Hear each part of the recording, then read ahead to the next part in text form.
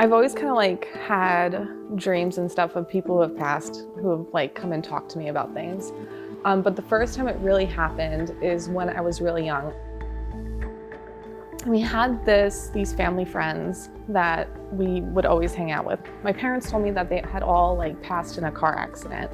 And they made sure like never to like have us watch the news or anything because they didn't want us to like hear about the accident. And then I remember I had this dream one night where the two kids came to me and they showed me how their dad killed their mom and then came up and killed them and then himself. I remember my dad being like, "What are you even talking about?" But he was so freaked out because like no one told us.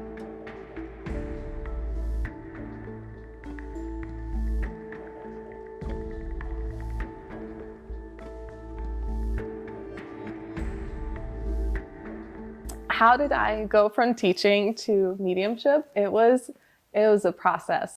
I was coming home crying at least 3 out of the 5 days a week because I was so stressed all the time. You know, we had kids of our own and then I was going and teaching kids and I was exhausted. I was burnt out. It was around that time my mentor was like, "You should start doing this full time." And I was like, "No, absolutely not. I'm not doing that."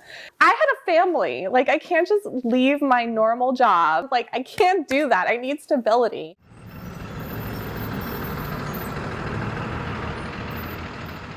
And then I went on a field trip with one of the kids. On the drive back, I got into this really bad car accident. I was in a line at a stop sign and the person behind me like slammed into me. And so my car slammed into the car in front of me and I was just like squashed in between two, right? I really thought I closed my eyes. I thought I was gonna open my eyes and my kids were all gonna be dead.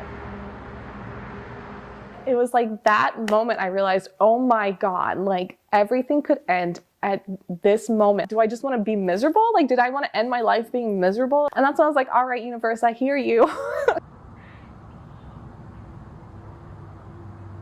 We think that they're like ghosts or like souls or whatever, but they're really just people, you know? And so they show up kind of the same way that they were in life.